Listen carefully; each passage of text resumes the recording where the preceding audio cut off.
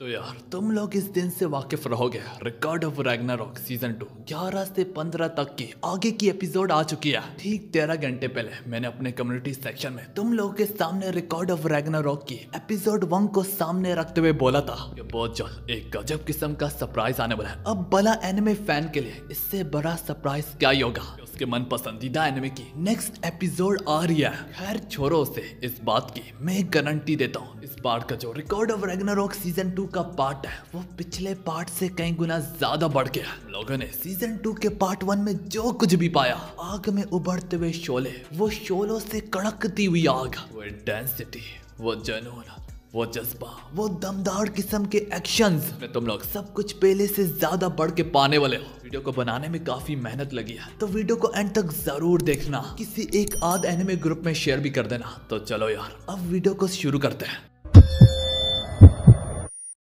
तो यार हमारी एपिसोड की शुरुआत एकदम इंटेंस होती है। यहाँ पे हम बैकग्राउंड में वो गजब किस्म की किलिंग ट्यून को सुन पाते हैं। London bridges are falling down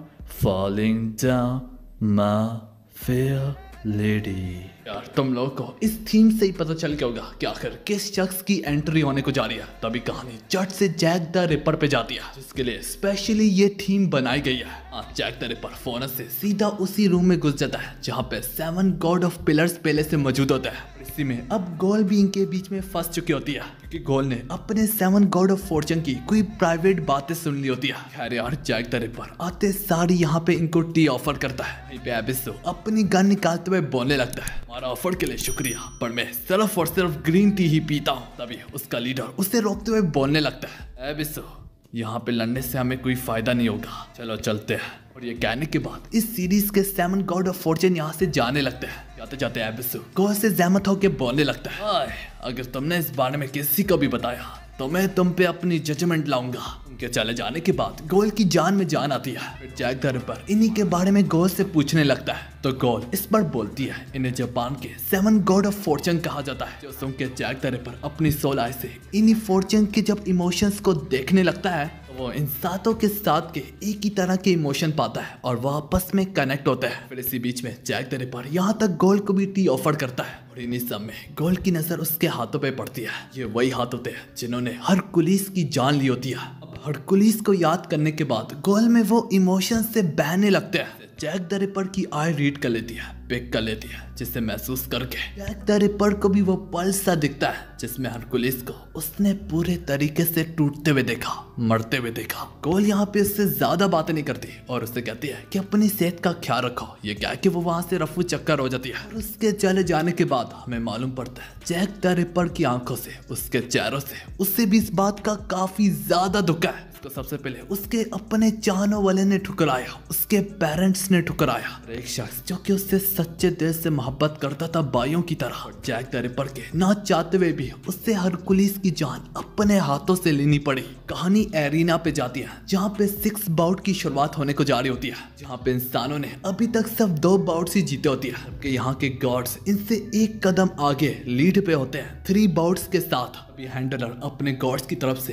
अगला फाइटर इंट्रोड्यूस करवाते हुए बोलने लगता है, आप गॉड्स की तरफ से जो अगले चैंपियन है वो एक ऐसे महान है जिसने एक वक्त में इंसानियत को हवस भरी डिजायर में डूबने से बचाया था। उन्होंने अपनी काली राख को चमका दिया था, अपनी डूबी हुई किस्मत को बदल दिया था। उसने गलत राह वाले को छोड़ दिया था, उसने अपनी फैमिली से मुंह मोड़ लिया था, उसने अपने कैसल को ठुकरा दिया था। जिस काम से लोग उसे मना करते वो काम करता है, वो वही करता है जो उसका मन चाहता है। दुत्कारा गया, वो अकेला पैदा हुआ और अकेला लड़ता भी है, और उस शख्स का नाम है बुद्धा। वो ये जैसे तैसे बोलता है, हमें बुद्धा के बारे में दिखाया जा रहा होता है, जो कि बिल्कुल खामोशी से चुपचाप हैंडलर के पास आता है, से उसका हॉर्न छीनते हुए बोलने लगता है, मैं ये कहना चाहता हूँ कि आज के दम से और आज के रोज से मैं इंसानियत के लिए लड़ूंगा। उसकी ये बात सुनने के बाद स्टेडियम में लगभग सभी लोगों के पैरों तले जमीन खिसक जाती है। और जो गॉड्स की टीम में होते हैं उन लोगों को काफी ज्यादा गुस्सा आने लगता है। फिर आगे से बुद्धा भी काफी अकड़ में आते हुए बोलने लगता है, तुम सब के सब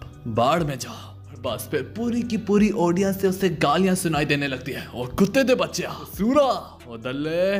इस सब में बुद्धा अपनी वेपन ज़्यूस की तरफ ताड़ते हुए बोलने लगता है, अगर तुम ही गॉड्स में से कोई इंसानियत के लिए कदम उठाने के लिए तैयार नहीं है तो फिर इंसानियत के लिए मैं लड़ूंगा। तुम ही लोगों में से अगर कोई मेरे रास्ते में खड़े होने की दिक्कत भी करेगा तो मैं उसे मौत के घाट उतार दूंगा। सिचुएशन एक एक लम्हे में बस से बदतर होती चली जा रही होती है और इन सो कॉल्ड गार्ड्स की फटती चली जा रही होती है। रोल भी ये सब कुछ देख के काफी हैरान होती है। तभी उसकी नजर बुनिल्डा के चेहरे पे पड़ती है। पूरे तरीके से काम और रिलैक्स देख के वो फौरन से समझ जाती है इन सबके पीछे बुनिल्डा का हाथ है। और इसी में हमें एक छोटा सा पास दिखाया जाता है। इसी बाउट के शुरू होने से पहले ही यहाँ पे बुद्धा बुनिल्डा को अप्रोच करते हुए बोलने लगता है। जियोस चाहता है कि उसके 6 बाउट के लिए मैं लड़ूं, पर मैं तुम लोगों को बता दूं, मैं तुम इंसानियत के लिए लड़ने को जा रहा हूँ। और उस जगह में भी बुनिल्डा जरा सा भी सुनने में हैरान ना होती। इतना रिलैक्स देख के बुद्धा उसे शक बड़ी निगाहों से घूरते हुए बोलने लगता है। एक सेकेंड, ये सब कुछ तो तुम्हारे प्लान के मुताबिक ही जा रहा है, क्योंकि तुम मेरे पास सदावहाना के बारे में जो जानने आई थी तो तुम इस वक्त के लिए काफी पहले से ही प्रिपेयर करके बैठी हुई थी। इन केस अगर तुम लोग को बदावाना के बारे में नहीं पता तो वो मैं सीजन 2 में एक्सप्लेन कर चुका हूँ। तुम लोग प्लेलिस्ट जाके चेक कर सकते हो। अरे यार बुनिल्डा उसे आगे से बोलने लगती है। मुझे नहीं पता तुम ये क्या बोल रहे हो, लेकिन हाँ मुझे इतना जरूर पता है कि वल्हला में तुम ही वो वाहिद शख्स हो जो कि सबसे ज्यादा इन गॉड्स वगैरह से नफरत करते हो। तो आगे से बुद्धा मुस्कुरा के जाने लगता है, लेकिन जाते जाते वो अचानक से काफी ज्यादा सीरियस होके एकदम से बुनिल्डा के कान के करीब आके बोलने लगता है। जो भी मुझे तुम्हारी स्कीम जरा सी भी पसंद नहीं आ रही। सुनने के बाद अचानक से बुनिल्डा की रूह काम उठती है और इसी के साथ कहानी अब प्रेजेंट पे आती है। यहाँ पे हैंडलर बोलने लगता है कि हमें पोजीशन चेंज करने में काफी ज्यादा दिक्कत होगी। इसी बीच में जियास यहीं पे बढ़ते हुए बोलने लगता है, नहीं नहीं इसे रोको मत कि ये रूल्स के भी खिलाफ नहीं है। यही तो इस चीज का मजा है। अगर मैं सच कहूँ तो मैं इससे खुद भी लड़ने की ख्वाहिश रखता हूँ। इसने तो मेरी बूढ़ी हड्डियों में जान डाल दी है। बुद्धा भी आगे से फौरन से बोलने लगता है, वैसे भी मुझे किसी से भी लड़ने से कोई एतराज नहीं है, यहाँ तक तुमसे भी नहीं। जियोस बस ये उसके कहने की देर होती है कि दोनों के दोनों अपने औरा से उभरते हुए एक दूसरे को अपनी कातलाना निगाहों से घूरने लगते हैं। तभी वहां से ओदन बुद्धा से सहमत होकर बोलता है, तो बताओ मुझे बुद्धा, क्या तुम हम गॉड्स को अपना दुश्मन बनाने के लिए तैयार हो? तो बुद्धा एक बार फिर से यहाँ पे बोलने लगता है, क्या इस दुनिया में मैं ही सब एक अक्लमंद पैदा हुआ, चाहे खुदा हो, फरिश्ता हो, इंसान हो, डेवल हो, मुझे इन चीज़ों से जरा भी कोई फर्क नहीं पड़ता।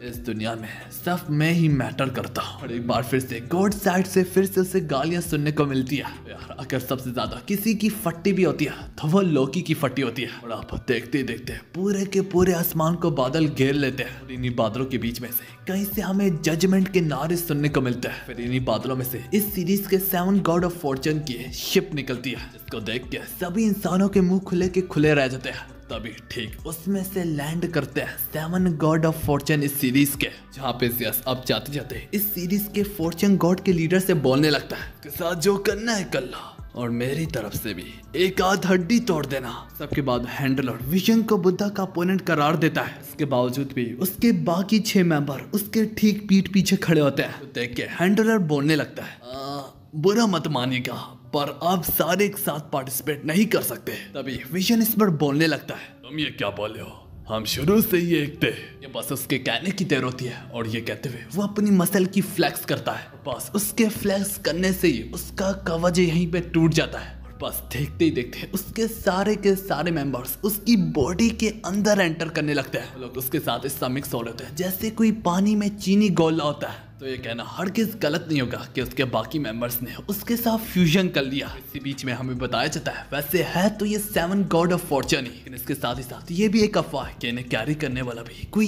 एक सिंगल गॉड है। तो इसका मतलब वो लोग शुरू से ही 7 गॉड थे ही नहीं। इसी तरह वो लोग ज्यों ज्यों फ्यूज हो रहे होते हैं हमें बताया जाता है कि ये डार्क गॉड दुनिया पे टूटा है। दुनिया में हर तरफ काली परछाई और डार्कनेस फैल जाएगी। यहाँ से खुशी का नामो निशान तक मिट जाएगा, हेवंस तक खत्म हो जाएगी। अगर कुछ बाकी होगा तो वह सिर्फ बदकिस्मती और टूटे हुए दिल होंगे। कहानी इसकी ट्रांसफॉर्मेशन पे जाती है, जो कि अब वो ट्रांसफॉर्म होके अपनी काली परछाई में से बाहर निकलता है। और इसके फॉर्म का नाम होता है ज़ेराफको। अगर इसकी मैं शॉर्ट फॉर्म बताऊं तो वो जीरो है। के पास जीरो यहाँ पे ट्रांसफॉर्म होने के बाद बुद्धा से बोलने लगता है, मैं तुम्हें यहीं पे काट के फाड़ डालूंगा।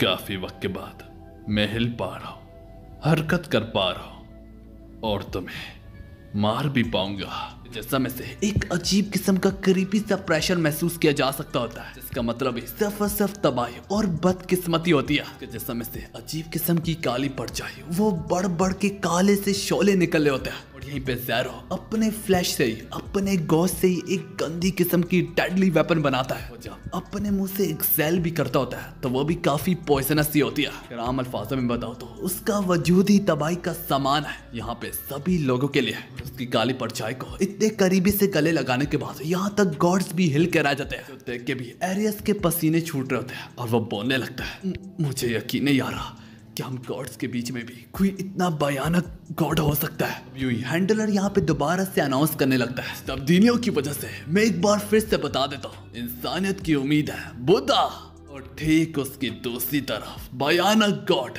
ज़ेरोफुको। और इसी के साथ तुम लोगों की फाइट की शुरुआत होती है।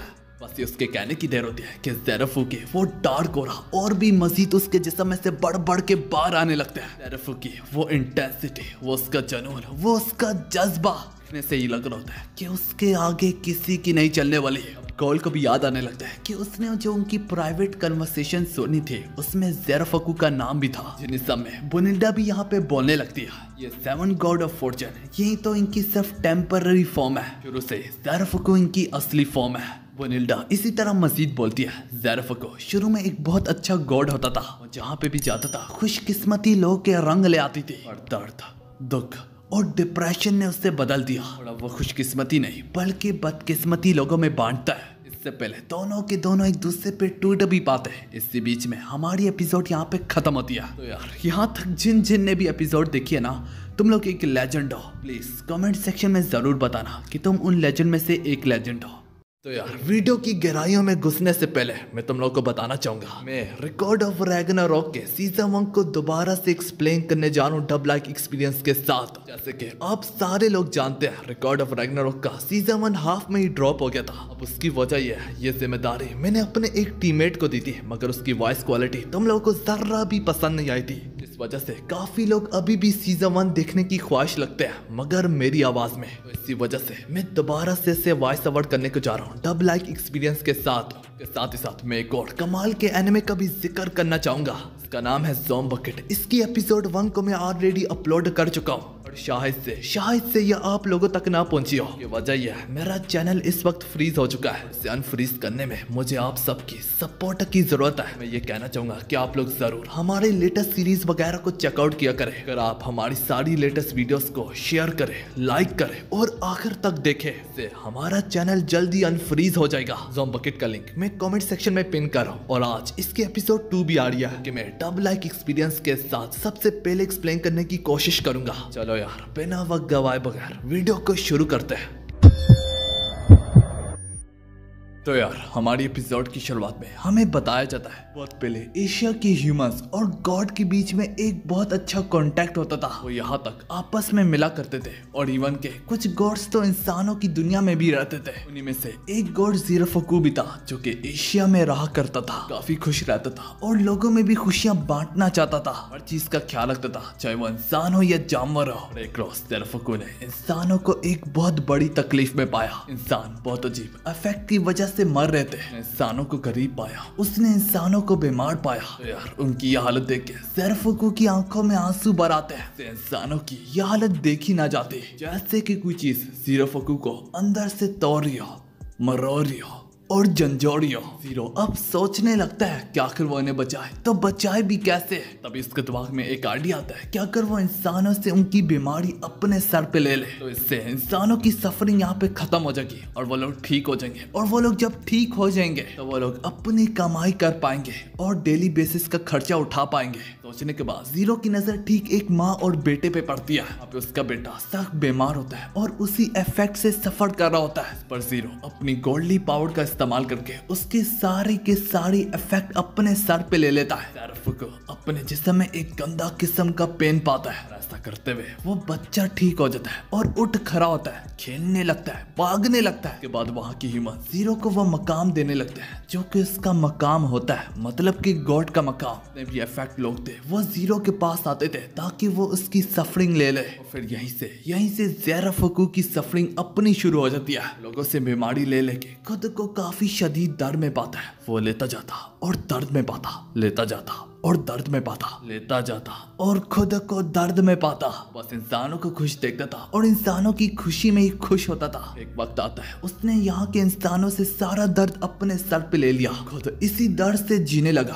और यहाँ तक इसमें काफी साल गुजर जाते हैं। दर्द के मारे जीरो सही से शायद से चल भी ना पाता था। उस वक्त भी वो इंसानों के बारे में सोच रहा होता है, ये इंसान ये कितने लाचार होते हैं, वो लोग इतने दर्द में जी रहे थे। हालांकि जीरो इतने दर्द में होने के बावजूद भी अभी भी काफी ज्यादा खुश होता है क्योंकि इंसान खुश होंगे। जैसे कि इसी बीच में काफी साल गुजर चुके होते हैं। जीरो एक बार फिर से इंसानों को विजिट करने जाता है ये सोच के कि इंसान क्या कर रहे हैं। और जब वो वहाँ पे पहुँचता है उसके पैरों तले जमीन खिसक जाती है। वो इंसान को ठीक हालत में तो पाता है मगर वो इंसानों को पीस में नहीं बल्कि आयाशी में पाता है। लोग जरूर अमीर है लेकिन वो जाहिल है, बात बात पे लड़ते हैं, एक दूसरे की जाने तक ले लेते हैं। इंसानों को ये मंजर देख के उसकी रूह कांप उठती है, उसकी आंखों के आगे अंधेरा छाने लगता है जैसे कि उसके सर पे पूरा का पूरा आसमान टूट आया हो। एक तरफ तो जीरो इस मंजर में इतना सा खो गया होता है, तभी वो एक अनजान शख्स से टकरा के जमीन पे गिर जाता है।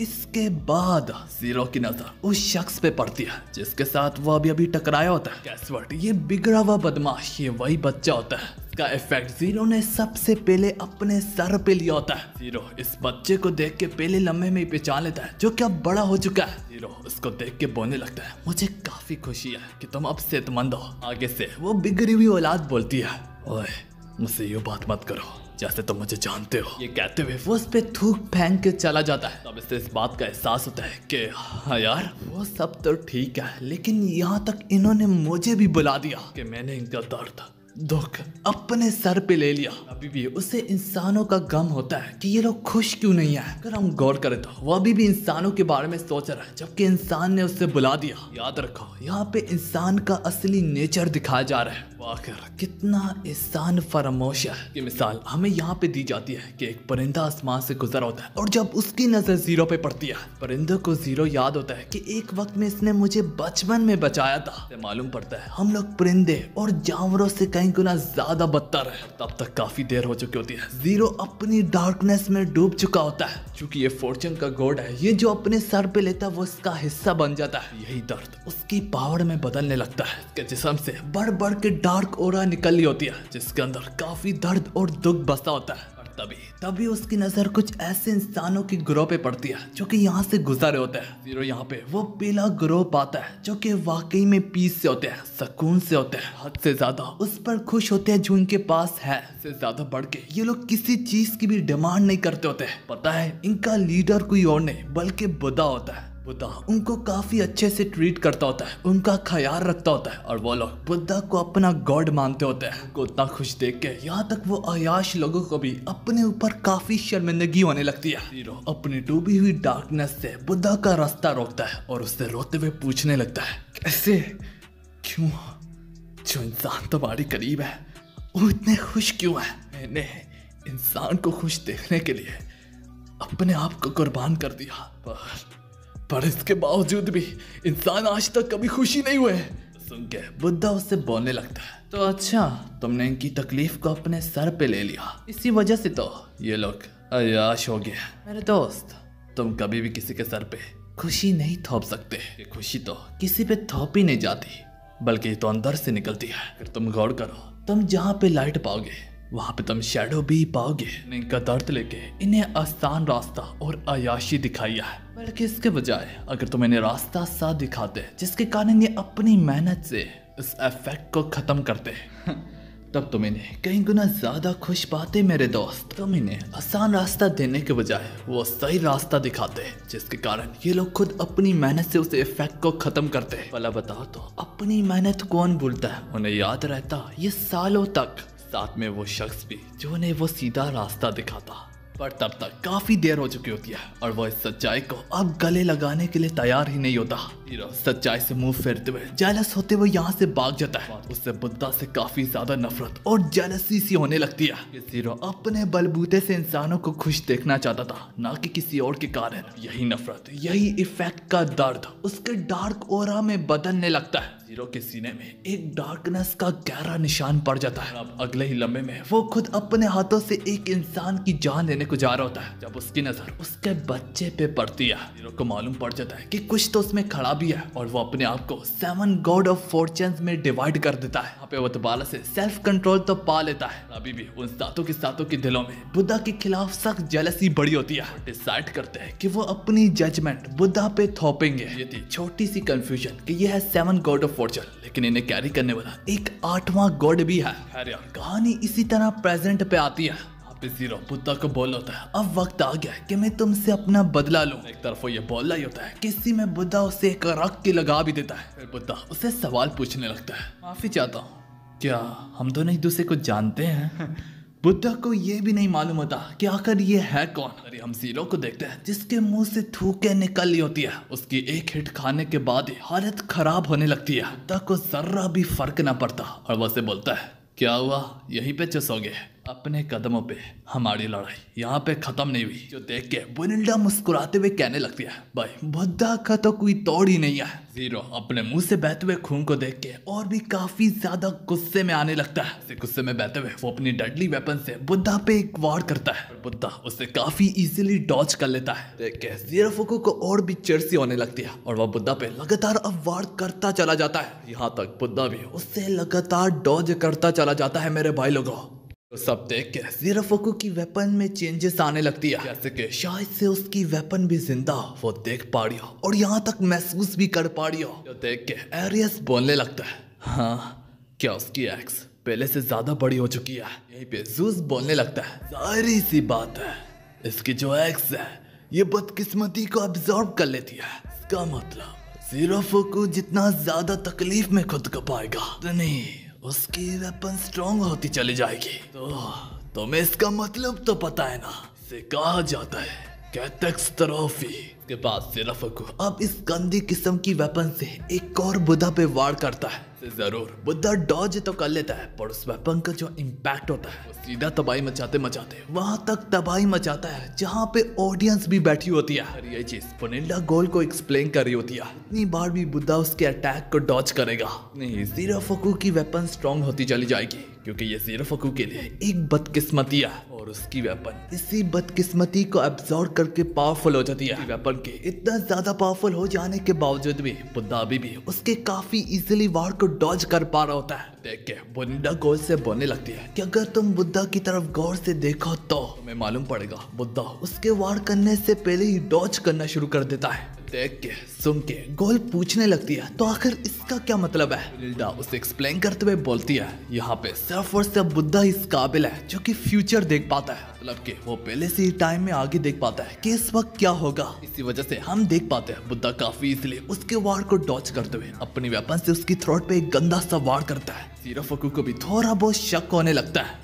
तो मेरे वार करने से पहले ही हरकत करना शुरू कर देते हो। इस वजह से वो काफी अकड़ में आके बुद्धा से बोलने लगता है, ये तो चीटिंग है, तुम फ्यूचर देख सकते हो। अभी बुद्धा दोबारा से उसके करीब आते हुए अपनी वेपन से उसकी चेस्ट में रख के लगाता है। बस बुद्धा उस पे लगातार बारी पड़ता चला जा रहा होता है कि हेलियस भी बोलने लगता है, ह्यूमंस बुद्धा के बारे में सही बोलते थे, बटरफ्लाई की तरह उड़ता है और बी की तरह डंग मारता है। पहली नजर में दिखने से ही लग रहा होता है कि ये बैटल कौन जीतेगा। बुद्धा पूरे तरीके से उस पर भारी पड़ चुका होता है। पूरे के पूरे मैदान में बुद्धा के नारे लग रहे होते हैं। ये देख के हीरो अपनी हसरत से अपनी जेलसी से काफी दुख के मारे बोलने लगता है, इससे पहले की तरह नहीं, ये इंसान तुम्हें क्यों पसंद करते हैं? तेरी बदकिस्मती पे लानत हो, लानत हो, लानत हो, लानत हो, लानत हो। ये कहते हुए वो अपना बदकिस्मती का ऑरा अनलीश करने लगता है। जिसमें से एक एक अज़ा से वो शोले से निकल रहे होते हैं। जो कोई सबसे पहले बदलाव को अगर महसूस भी कर पाता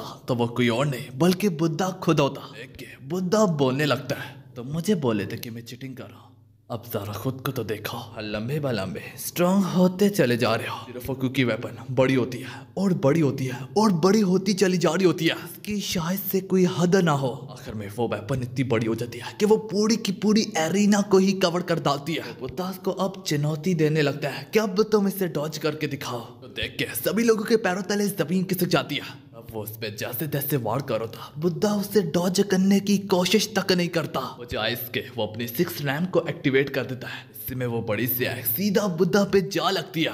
पर हमें मालूम पड़ता है बुद्धा ने 6 रैम में से 4 रैम को चुन के खतरनाक किस्म के वार को रोक लिया होता है। हमें मालूम पड़ता है उसकी 4 रैम की एबिलिटी होती है कि उसकी वेपन बिल्कुल एक शील्ड की तरह काम करती है। और अब यहीं पे बुद्धा बोलने लगता है, फिक्र मत करो, मैं तुम्हें भी यूं अंधेरे में नहीं मरने दूंगा, मैं तुम्हारी मदद करूंगा। इसी के साथ हमारी ये वाली एपिसोड यहाँ पे खत्म होती है। तो यार प्लीज आज के लेजेंड जरूर हाजिरी लगाना।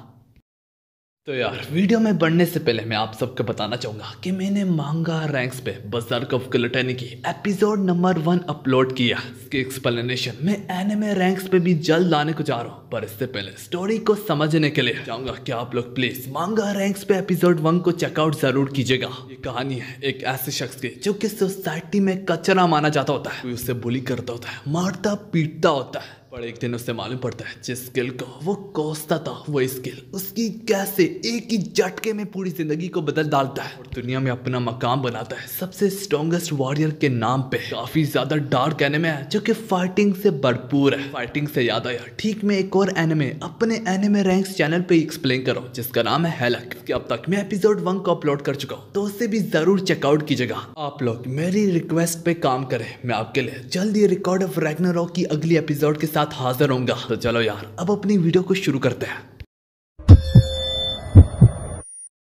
तो यार हमारी एपिसोड की शुरुआत उसी इंटेंसिटी से होती है। यहाँ पे बुद्धा अपने 6 रैम का इस्तेमाल करके शील्ड ले आता है और जीरोफोकू के इतने खतरनाक वार को इतनी आसानी से रोक लेता है। ये देख के सभी लोगों के पैरों तले जमीन खिसक जाती है और यहाँ तक कॉल भी हैरानी से बोलने लगती है, आखिर ये सब है क्या।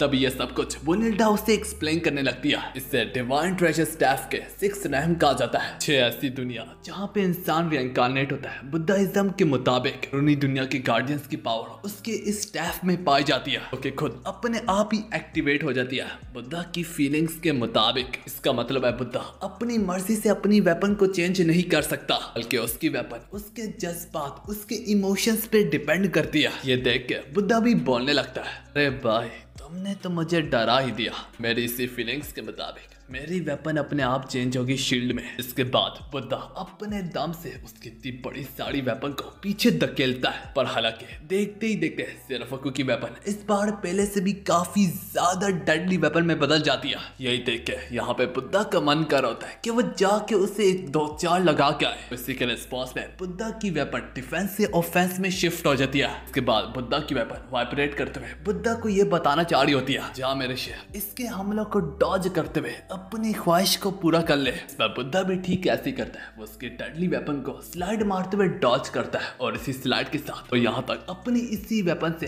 जीरोफोकू पे भी एक गंदा सा वार करता है। इससे पहले हमें कुछ आगे भी दिखाया जाता है। यहीं पे हमें बुद्धा की बैक स्टोरी रिवील होने लगती है, जहाँ पे हमें बताया जाता है बुद्धा एक रॉयल फैमिली में प्रिंस होता है और उसके पास दुनिया की सारी दौलत होती है। यहाँ तक बुद्धा के बारे में गॉड ने खुद अपनी जबान दी थी कि एक दिन ये पूरी दुनिया का किंग खिलाएगा। इसी तरह जब वो बड़ा हो गया होता है उसका फादर उससे बोलने लगता है, तुम्हारी तरफ से तो मेरा दिल काफी ज्यादा सुकून में है कि तुम्हारे बारे में खुदा ने खुद अपनी जबान से कहा है कि तुम पूरी दुनिया का किंग खिलाओगे और जब तुम इस क्लैन के मतलब के शकिया क्लैन के किंग बनोगे तब पूरा क्लैन तो तुम्हारे हाथों में सिक्योर होगा।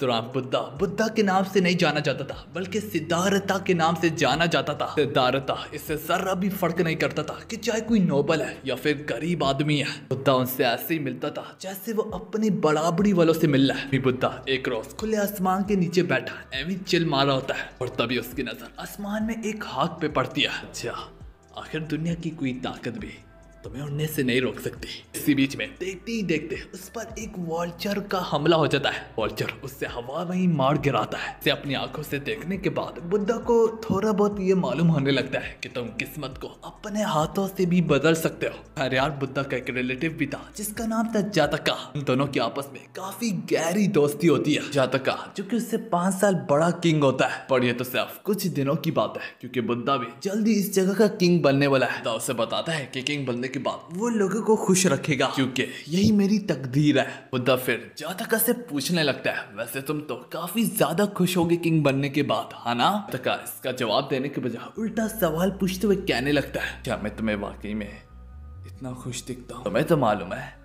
मैं जल्दी बीमारी के मारे खत्म हो जाऊंगा। उस वक्त से आज तक एक अच्छा किंग खिलाने के लिए मैंने अपनी पूरी जिंदगी समर्पित कर दी थी अपने लोगों को खुश देखने की खातिर। तका ये सब कहते कहते खांसने लगता है और खांसने के समेत उसके मुंह से खून बहने लगता है क्योंकि इससे एक बहुत खतरनाक बीमारी है जिसके कारण वो जल्दी मरने वाला है। सिद्धार्थ अपने खून को देख के कहने लगता है, सिद्धार्थ तुम्हें क्या लगता है मैंने अपनी जिंदगी किसके लिए जी है? ये जो जिंदगी मैंने जिया है ये किसके नाम जाती है? मैंने चाहे जरूर अपने सिटीजन से बात किया है मगर इसका ये मतलब नहीं कि मुझे मालूम है जो वीट वो खाते हैं उनका जायका कैसा होगा। मैं नदी को बहते हुए देखता हूँ पर इसका ये मतलब नहीं है कि मुझे मालूम है कि वो कहाँ पे जाके खत्म होती होगी। और इसके बाद आसमान काफी ज्यादा खूबसूरत है पर तुम सब सोच ये सकते हो कि ये कहाँ पे खत्म होता होगा। कुछ नहीं मालूम, बहुत कुछ ऐसा है जो कि मुझे मालूम तक नहीं है।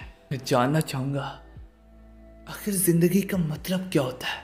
जातका उससे माफी भी मांगता है कि मैं तुम्हें अपनी इतनी फजूल साइड नहीं दिखाना चाहता था, बस मुझे मेरी आने वाली मौत ने ऐसा बना दिया। इसी तरह वक्त गुजरता चला जा रहा होता है और एक दिन ऐसा होता है जिसमें जातका की मौत हो जाती है। बुद्धा उसके फ्यूनरल पे जाते हुए बहुत सख्त सदमे में होता है। ना कि बुद्धा बल्कि जातका की मौत पर सिटीजन्स को भी काफी ज्यादा दुख होता है। वो यहाँ तक आंसू भी बहाड़े होते हैं। बुद्धा के साथ चलता हुआ एक सिटीजन यहाँ पे बोलने लगता है, जातका की मौत पर काफी लोगों ने गम बहाया है तो जाहिर सी बात है जातका काफी ज्यादा खुश नसीब होंगे।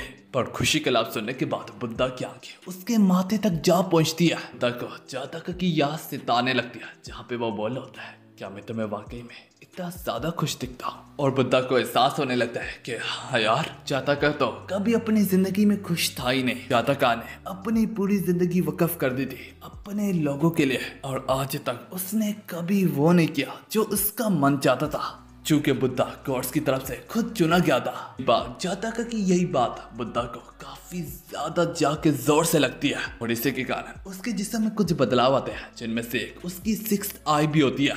बस बुद्धा अपने घोड़े से उतर के रोते हुए जोर जोर से हंसने लगता है। आसपास के लोग काफी ज्यादा हैरान हो रहे होते हैं तो बुद्धा उन्हें बताता है कि उसे वो रोशनी सी दिख रही है। जातका के फ्यूनरल पे जाती है जहाँ पे लोग काफी ज्यादा सीरियस बैठे हुए होते हैं। तभी वहां से गुजर होता है बुद्धा का जो आते साड़ी सबसे पहले फूलों का छिड़काव करता है। बुद्धा सभी लोगों की नजरों के सामने उसके कफन को अपने शोल्डर्स पे उठा लेता है। देख के बुद्धा के फादर के पैरों तले जमीन खिसक जाती है। उसके फादर समेत जो लोग भी बुद्धा को रोकने की भी कोशिश करते हैं बुद्धा उन्हें कहता है, बाढ़ में जा। इस वक्त इन लोगों के मुताबिक जातका को खुदा की तरफ से ब्लेसिंग मिली होगी। बुद्धा यहाँ से उसे ले जाते हुए कहने लगता है, किसी भी गॉड वगैरह की ब्लेसिंग की कोई जरूरत नहीं है क्योंकि असली खुशी अंदर से आती है। और इसके ठीक बाद दूसरे सी में बुद्धा उसे रिवर में बहा देता है कि जातका हमेशा से ये जानना चाहता था कि ये नहरें कहाँ पे जाके खत्म होती है। फिर उसके बाद से बुद्धा ने अपनी फैमिली को ठुकरा दिया, अपने बीवी बच्चों को छोड़ दिया, अपने कैसल को छोड़ दिया, अपने स्टेटस को छोड़ दिया और इसके बाद उसने अपनी एक मंजिल रखी जहाँ तक वो जिसके सफर के लिए निकल चुका था। वहाँ पे वो सबसे पहले लोगों को जहालियत से बचाने लगा। लोग जिंदा इंसानों को खुदा के लिए जला दिया करते थे ऐसा सेक्रीफाइस के तौर पर। हाँ यार, बुद्धा सबसे पहले इन्हीं लोगों से शुरुआत करता है, इन्हीं लोगों को बचाता है जो लोग उसे रोकने की कोशिश करने लगते हैं कि खुदा से तुम्हें लिपटना पड़ेगा। तभी आगे से कहता है, चाहे इसके लिए मुझे खुद अपने हाथों से गॉड की जान ही क्यों ना लेनी पड़ी, मैं करूंगा। और धीरे धीरे करके पूरी दुनिया में उसका नाम बनता गया। लोग बुद्धा के नाम पे अपना सफर जारी रखते थे। इसी में कहानी अब प्रेजेंट पे आती है। यहीं पे बुनिल्डा गोल को एक्सप्लेन करते हुए बोली होती है, बुद्धा इस टाइप का पर्सन है जो लोग भी इनर हैप्पीनेस मेहनत से इनकार करते हैं, या फिर वो लोग जो तकदीर का लिखा दूसरों पे थोपते हैं। बुद्धा हर हालत में उनसे लिपटने और उनको बचाने के लिए तैयार बैठा होता है, चाहे वो इस मामले में गॉड खुद क्यों ना हो या इंसान हो। बुद्धा सबकी मदद करता है। ये हम देख पाते हैं ज़ीराफ़ को बुद्धा पे लगातार वार करने की कोशिशों में जारी होता है, पर जब तक बुद्धा फ्यूचर को देख पा रहा है अपनी 6 आइज से, ज़ीराफ़ को उसे छू भी नहीं सकता। ज़ीराफ़ की वेपन हेट्रेड में बदलती चली जा रही होती है, जबकि उसके खिलाफ में बुद्धा की भी वेपन बुद्धा की फीलिंग्स को समझते हुए उसके मुताबिक ट्रांसफॉर्म हो रही होती है। बस देखते ही देखते दोनों के बीच में क्लैशेस शुरू हो जाती है। बुद्धा जो कि उसके हमलों को रोकते हुए, डॉज करते हुए अपना गंदा किस्म का वार करता है, जिससे ज़ीराफ़ को अच्छी खासी डैमेज लेता है। ऐसा करने से हम सबको पता है ज़ीराफ़ के लिए बदकिस्मती है, और उसकी बदकिस्मती उसे और पावर देती है। अब ज़ीराफ़ की वेपन एक डेडली टेंटिकल वेपन में बदल जाती है इसके खिलाफ में। यहाँ तक बुद्धा की भी वेपन चेंज होती है। बुद्धा की वेपन इस कदर पावरफुल बन जाती है कि यहाँ तक वो उसकी टेंटिकल्स को आसानी से काट पा रहा होता है, जबकि ज़ीराफ़ की टेंटिकल्स इस कदर फैल चुकी होती है कि वो यहाँ तक इंसानों को भी हिट होने को जा रही होती है। पर बुद्धा वक्त पे ही उन्हें बचा लेता है, और वो जबकि इंसानों को बचा रहे इतना ज्यादा करीब आ जाता है इंसानों के, फीमेल्स वगैरह आपस में बातें कर रही होती है कि बुद्धा से काफी अच्छी स्मेल आती है। उसके बाद धीरे उसकी टेंटिकल्स को काटते काटते उसके पास जा पहुंचता है, एक मुस्कुराहट के साथ कहने लगता है ज़ीराफ़ तो वाकई में काफी ज्यादा कमाल किया। देख के इंसान काफी ज्यादा खुश होने लगते हैं, और गॉड को काफी ज्यादा गुस्सा आने लगता है। इवन के ऑडियंस में बैठा एक गॉड ये सब देख के बोलने लगता है, मैं तो वैसे बुद्धा पे अपना गुस्सा उतारना चाहता हूँ, लेकिन क्या करूँ, इसका इतना ज्यादा कूल है। पर यही चीज ज़ीराफ़ से जर्रा भी बर्दाश्त ना होती। यही देख के ज़ीराफ़ अपने मन में सोचने लगता है, ये सब कुछ बहुत शुरू से ही ऐसा चल रहा है। लोग बुद्धा को टेंशन देते हैं, बुद्धा के बारे में सोचते हैं। तुम मेरी सफरिंग के जिम्मेदार हो बुद्धा। फिर वो बुद्धा से पूछने लगता है, आखिर क्यों, मुझ में क्या कमी है जो तुम में है? आखिर लोग मुझे अटेंशन क्यों नहीं देते? हाँ, इन समय वो बुद्धा पे एक दमदार किस्म का स्पीड से वार करता है, जिसे बुद्धा काफी करीबी से डॉज करता है। उसके बाद बुद्धा उसे बताने लगता है, तुम अपनी जात के खुद ही मालिक होते हो, छोड़ो इन बातों को। ज़ीराफ़ को तुम सिर्फ अपने से प्यार करना सीखो। अगर मैं सच कहूँ तो मैं तुम्हें भी पसंद करता हूँ। ज़ीराफ़ यही बात ज़ीराफ़ की दिल पे थोड़ी बहुत छू तो जाती है, पर वो इसे अपसेट करने के लिए तैयार नहीं है कि वो उससे कई गुना ज्यादा बड़ी हेट्रेड देख चुका है इंसानों में। बुद्धा उससे यही सब कहता है, और एक बार फिर से उसकी तरफ एक खुशगवार निगाहों से घूरने लगता है। ज़ीराफ़ को जब इन निगाहों में देखता है, वो इसमें कोई हद तक नहीं पाता। वो निगाहें उसका रोशन सा चेहरा उसे भी एक रोशन वाले चेहरे की दिशा दिखा रहा होता है। यहाँ तक ज़ीराफ़ की नफरत भी ना ठुकरा पाती। तो यार ज़ीराफ़ को भी वो रास्ता सा दिख रहा होता है जो बुद्धा उसे दिखाना चाह रहा होता है। आज मालूम पड़ता है कि बुद्धा आखिर में कितना ज्यादा ग्रेट है। इसने आज तक बुद्धा जैसा कोई शख्स नहीं देखा होता। यहाँ पे हम देख पाते हैं ज़ीराफ़ की बदकिस्मती खत्म होने लगती है। ज़ीराफ़ बिल्कुल अंदर से एक बच्चे की तरह होता है। वो सिर्फ इतना ही चाहता होता है कि इंसान उससे प्यार करे। ज़ीराफ़ शुरू से यही चाहता था कि वो इंसानों का ख्याल रखे, और बदले में इंसान बस उसे प्यार करे। ज़ीराफ़ की वो हेट्रेड से बड़ी हुई वेपन यहीं पे इवेपोरेट होके खत्म हो जाती है।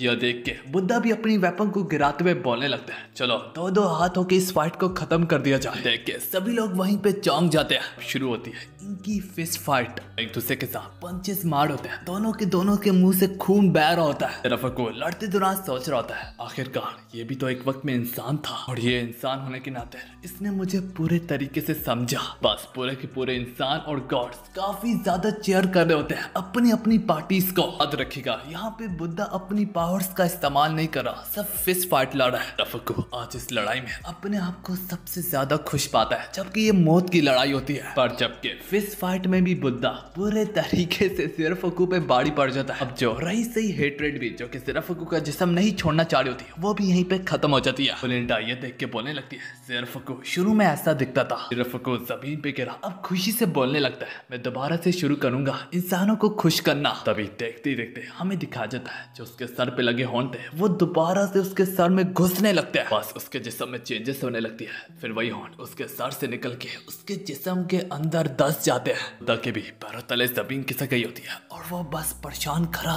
देखता रह जाता। बस इसके बाद उसके मुंह से और उसके सीने में से दो अजीबोगरीब किस्म के ड्रैगन निकलते सारे वो ज़ेराफुकू के पूरे जिस्म पे कब्जा पाने लगते हैं। बुद्धा रोकने की कोशिश करता है पर वो उसे रोक ना पाता। बुद्धा यहाँ पे अपनी 6 आई का इस्तेमाल करता है फ्यूचर देखने के लिए। बस इसके ठीक बाद बुद्धा अचानक से अपने कुछ कदम पीछे दौड़ा लेता है।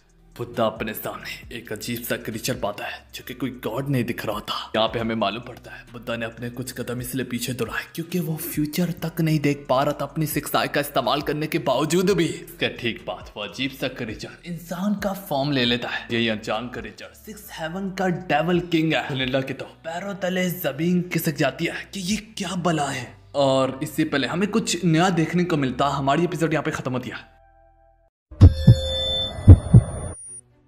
तो यार हमारी एपिसोड की शुरुआत एक अनजान शख्स से होती है जो कि वो ये बता रहा होता है कि उसने जानबूझ के ज़ेराफुकू की बॉडी को नहीं चुना बल्कि इनफैक्ट वो तो एक मौके की तलाश में था जो मौका उसे ज़ेराफुकू में मिला और बस इसी तरह ज़ेराफुकू को पोजेस कर लिया गया। अब इस शख्स ने खुद पर्सनली ज़ेराफुकू की बॉडी को टेक ओवर नहीं किया। खैर तुम लोग इस शख्स के बारे में याद रखना और आगे तुम लोग खुद ही समझ जाओगे। ज़ेराफुकू की बॉडी में एक भयानक सा रूप रह के वो सबके सामने आ गया और चाहे वो गॉड्स और वल्कैरीज हो ह्यूमंस हो किसी को इसके बारे में कुछ नहीं पता होता। बुद्धा उससे ज़ेराफुकू के बारे में पूछने लगता है। ज़ेराफुकू कहाँ पे है? तो अनजान डीमन बोलने लगता है आज के दम से और आज के रोज से वो इस दुनिया में एग्जिस्ट ही नहीं करता और मेरा नाम है पापियस। मुझे मेरा मकसद तक नहीं मालूम मगर हाँ मैं अपनी पावर को आजमाना चाहूंगा। एरियस भी सोफे पे बैठा ये सोच रहा होता है कि आखिर ये कौन सा क्रीचर है, ये कौन सी रेस से बिलोंग करता है। इसी बीच में पीछे से एक और अनजान गॉड एरियस से आके बोलने लगता है। अगर तुम सोच रहे हो कि वो खुदा है तो तुम गलत हो। उससे अपने सामने देखने के बाद एरियस की तो वहीं पे गीली हो जाती है। इसके बाद वही अनजान गॉड बोलने लगता है। वैसे आखिर कब तक तुम मेरी जगह पे बैठे रहोगे? उससे अपने सामने देख के एरियस के पसीने छूट रहे होते हैं और वो फौरन से उसकी जगह उसे वापस लौटा देता है। वो अनजान गॉड अपनी जगह पे जा बैठता है और हमें मालूम पड़ता है कि उसका नाम हेडिस है। दरअसल ये पोसाइडन का भाई है। पोसाइडन वही शख्स है जो कि रैग्नारोक के बैटल्स में सासागी के हाथों मारा गया। हेडिस को ग्रीट करते हुए बोलने लगता है, सर वैसे आपको वल्हला में क्या लेने आना पड़ा? तो हेडिस इस पर बोलने लगता है, मैं तो बस एक अफवाह सुन के आया हूँ कि मेरा भाई एक इंसान के हाथों हार गया। क्या शर्मिंदगी है। तो इसी में ज़ूस उसके एकदम पास आके बोलने लगता है, वैसे वो जीतने के काफी ज्यादा करीब था। खैर छोड़ो उसे, अब तुम आ ही गए हो तो बता भी दो क्या चीज है ये हमारे सामने, कौन है ये शख्स? हेडिस आगे से कहने लगता है, ये शख्स तबाही का बादशाह हेल हीलियम से है। यहाँ पे हमें बताया जाता है ये दुनिया 3 लेवल्स